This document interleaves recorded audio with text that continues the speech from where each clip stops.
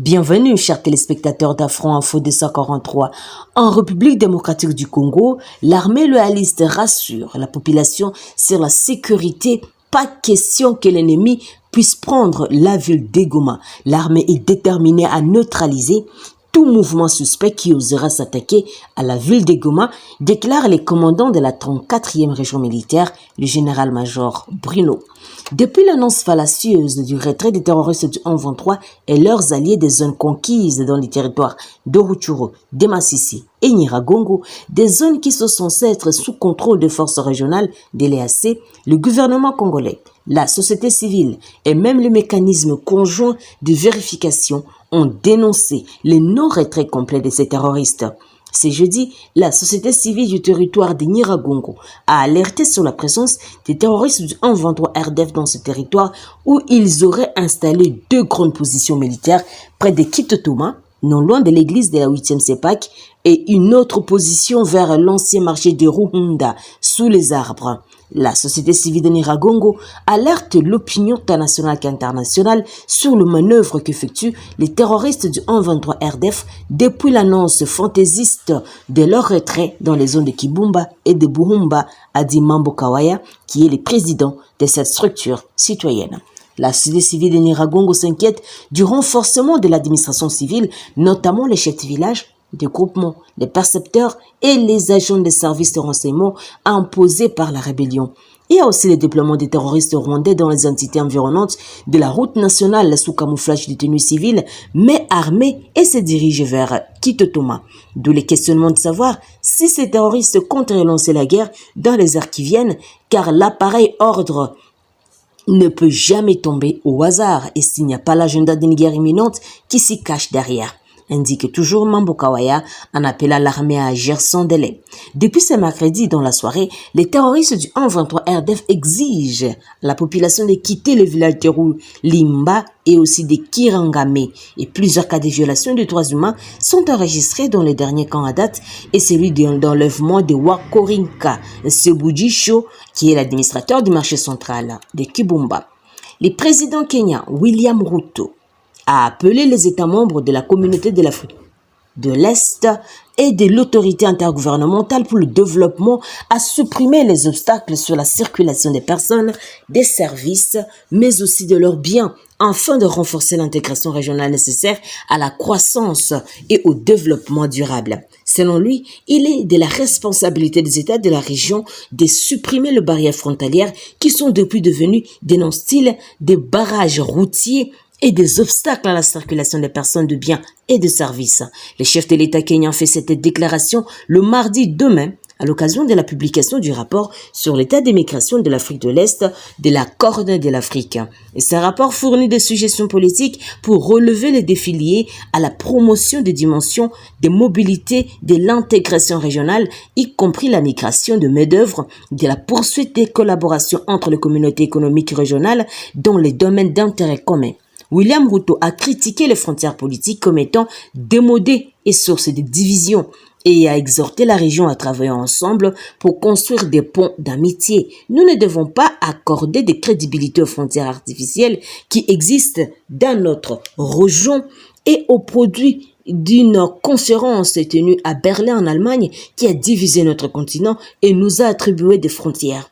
Nous devons faire tomber ces barrières, les transformer en tremplins et construire des ponts d'amitié, a-t-il déclaré. Le président kenyan a également invité les décideurs politiques concernés de la région à utiliser l'analyse et les recommandations du rapport pour éclairer leurs efforts d'élaboration et de mise en œuvre de politiques afin de faire progresser l'élément essentiel de la mobilité humaine ainsi que ce contexte plus large d'intégration régionale.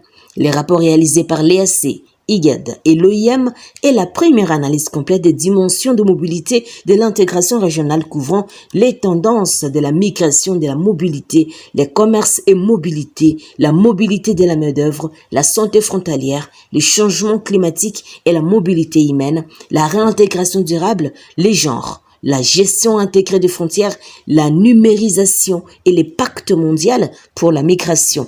L'analyse couvre 12 pays de la région de l'Afrique de l'Est et la Corne de l'Afrique, Burundi, Djibouti, RDC, Éthiopie, Érythrée, Kenya, Rwanda, Somalie, Soudan du Sud, Soudan, République unie de la Tanzanie, mais aussi l'Ouganda.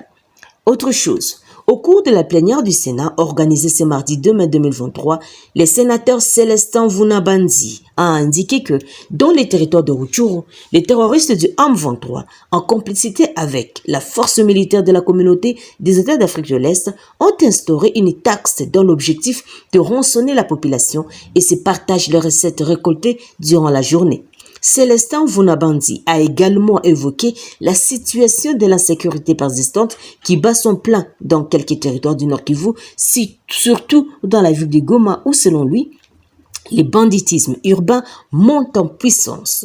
À cet effet, il s'est demandé à quoi servait la prorogation de l'état de siège dans la partie Est, notamment dans les provinces du Nord Kivu et de l'Ituri, quand on tue des paisibles citoyens chaque jour et que certains territoires restent toujours occupés. Et plusieurs membres du gouvernement, notamment les ministres de la Communication et Médias Patrick Mouyaya, de la Justice Rose Mutombo et des PNTTIC Augustin Kibasa, ont pris part à cette plénière.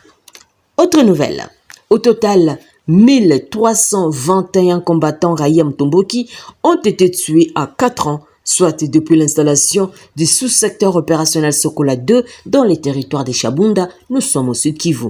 Selon le colonel Tchumba Moulamba Vincent, commandant de ce sous-secteur, au total 479 armes ont été récupérées également lors des opérations menées par l'armée régulière.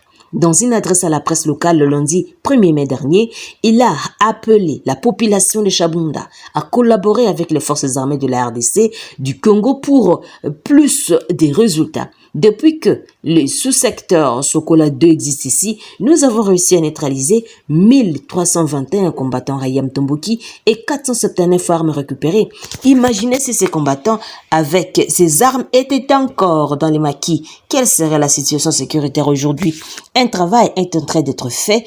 Nous demandons à la population de nous prêter main forte pour que le travail produise encore de meilleurs effets, a-t-il déclaré.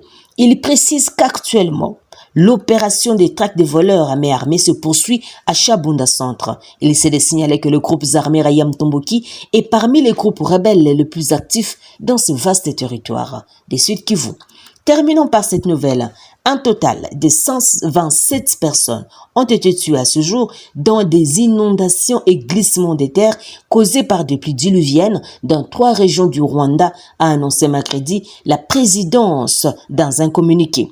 Des opérations de secours sont en cours dans les provinces de l'Ouest, du Nord et du Sud, afin notamment de permettre l'évacuation et la relocalisation temporaire des habitants des zones touchées et à haut risque, alors que les pluies se poursuivent, ajoute la présidence. Chers téléspectateurs d'Afro Info 243, merci à vous de nous avoir suivis jusqu'à la fin. N'oubliez pas de vous abonner, d'aimer, de partager et de nous laisser un commentaire tout en signifiant la ville ou le pays que vous nous suivez. Je suis Santi Chisenga depuis la province de l'Ituri pour Afro Info 243. Au revoir.